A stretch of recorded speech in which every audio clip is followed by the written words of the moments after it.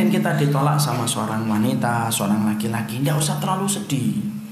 Karena kemudian kita mengetahui bahwasanya Rasulullah SAW pun pernah ditolak cintanya. Jadi Nabi itu ternyata pernah ditolak cintanya oleh Fakhitah. Tahu Fakhitah? Fakhitah ini putri dari Abu Thalib yang terkenal dengan panggilan Ummu Hani. Enggak, antum belum membaca sirahnya, nanti dibaca di dalam Sirah Tabaqatul Kubra Ibnu Sa'ad. Dalam kitab Tabaqatul Kubra diceritakan bahwasanya Rasulullah SAW pun pernah ditolak. Padahal orang laki-laki yang paling luar biasa, kesempurnaannya itu luar biasa. Tidak usah banding-bandingkan Rasulullah dengan marmita, jauh.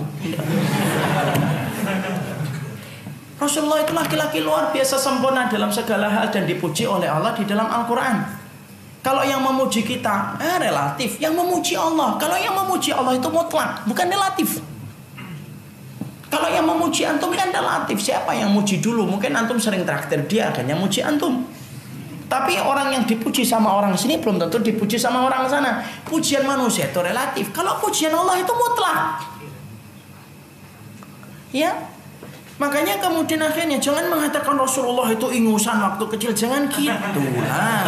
Nggak boleh. Harus dibenarkan ini. Rasulullah itu sempurna wajahnya. Rasulullah itu maaf ya, hatinya saja ada nokta hitam, dibersihkan sama Allah kok. Makanya dadanya Nabi berapa kali dibedah oleh malaikat Jibril? 2 kali. Makanya kata Anas bin Malik, kuntu ara asaral makhit fi sadri Rasulullah. Saya melihat bagaimana bekas jahitan dadanya Rasulullah itu kelihatan oleh Anas bin Malik, orang yang berkhidmah kepada Rasulullah selama 10 tahun.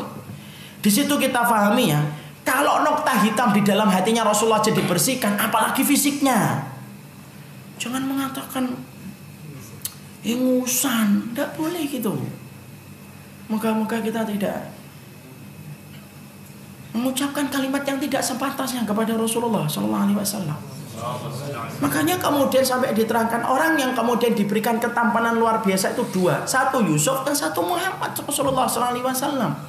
Makanya para sahabat itu kalau melihat Nabi tidak lampu lama-lama. Kenapa? Saking aura Rasulullah itu, wajahnya itu bagaikan rembulan, saking indahnya. Para sahabat itu kalau ngobrol lama itu tidak mampu menatap wajahnya Nabi itu lama-lama. Mungkin nggak kalau kemudian ada orang yang akan menjadi seorang Nabi dan Rasul tidak diperhatikan sama Allah? Tanya sama Pangeran Charles itu. Pangeran Charles itu akan menggantikan Ratu Elizabeth yang sampai sekarang tidak diganti-ganti itu. Itu Pangeran Charles itu dididik nggak dengan kerajaan yang bagus itu? Dididik sekolahnya, pakaiannya, attitude-nya, table manner-nya, semuanya diatur. Kenapa? Dia putra mahkota. Loh, kalau putra mahkota aja dijaga betul, karena akan menggantikan Ratu Elizabeth, dan kita sepakat memahami itu. Ada nggak seorang Nabi dan seorang Rasul kemudian akhirnya dibiarkan sama Allah, kemudian tidak memiliki faedah dalam hidupnya ketika kecil tiba-tiba menjadi Rasul? Nah, kita ini baca referensi dari mana kalau gitu? Kok saya ke situ ya? Saya balik lagi. Maka Rasulullah itu ternyata Rasulullah itu pernah punya rasa cinta. Dan ternyata rasa cintanya Nabi itu kepada Fakhitah yang dikelari dengan nama Ummu Hani. Itu siapa Ustaz? Putrinya Abu Thalib. Rasulullah cinta. Makanya ketika kemudian dilamar, Abu Thalib itu tidak tahu kenapa. Apalagi. Masya Allah, semoga rekan-rekan panitia yang bersusah payah bagaimana mengkondisikan kajian ini diberkahi oleh Allah. Dan semoga mereka cintanya tidak bertepuk sebelah. Maka kemudian pada saat ketika muda, Rasulullah itu ingin Fakhitah itu menjadi istrinya. Tapi saat itu Abu Thalib pamannya Rasulullah itu menikahkan Fakhitah itu dengan seorang laki-laki yang bernama Khubairah. Maka cinta Rasulullah tidak terbalas. Tapi Rasulullah tidak kemudian menjalin satu hubungan yang haram.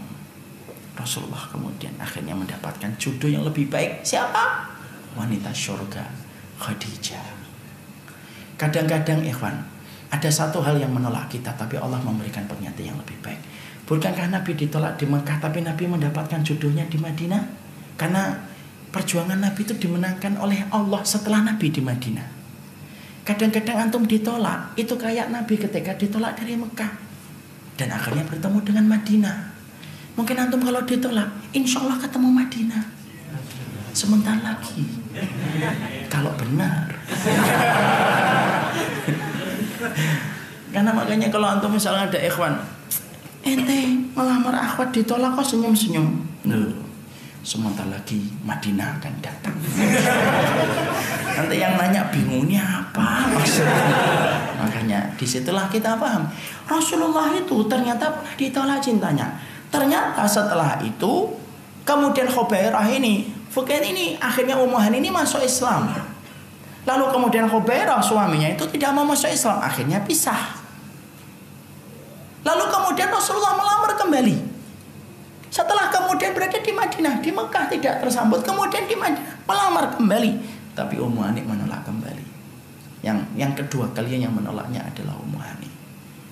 Kenapa Ummu Hani menolak Rasulullah SAW? Bukan karena kemudian beliau melihat kekurangan pada dirinya Nabi yang melamar. Tidak, laki-laki sempurna. Perhatikan perkataan Ummu Hani, wanita yang pernah dicintai oleh Rasulullah. Kemudian Ummu Hani berkata, saya punya anak 4, saya khawatir kalau saya menikah kembali, saya akhirnya melalaikan haknya anak-anak saya. Dan saya khawatir pula ketika saya lagi merawat anak-anak saya, akhirnya saya melalaikan kewajiban saya kepada suami saya. Dan Rasulullah tidak menikah dengan Ummu Hani sampai meninggal dunia. Rasulullah tetap terjaga dalam kebaikan dan kesuciannya. Jadi kalau kemudian ditolak dan tidak bersambut, wajar. Rasul aja ditolak pernah. Bukan ditolak karena penolakan kekurangan Nabi, tidak. Justru karena kesempurnaan yang dimiliki Rasulullah. Makanya itulah yang menjadikan akhirnya kemudian kita paham Ummu Hani dan Rasulullah itu merupakan salah satu di antara sejarah yang kita pahami. Kalau kemudian ada orang yang kemudian tidak berjodoh dalam kehidupan kita, maka sesungguhnya orang yang terbaik di antara manusia pernah mengalami hal yang semacam itu. Dan itu pun terjadi dalam kehidupan kita pun sesuatu yang sangat wajar.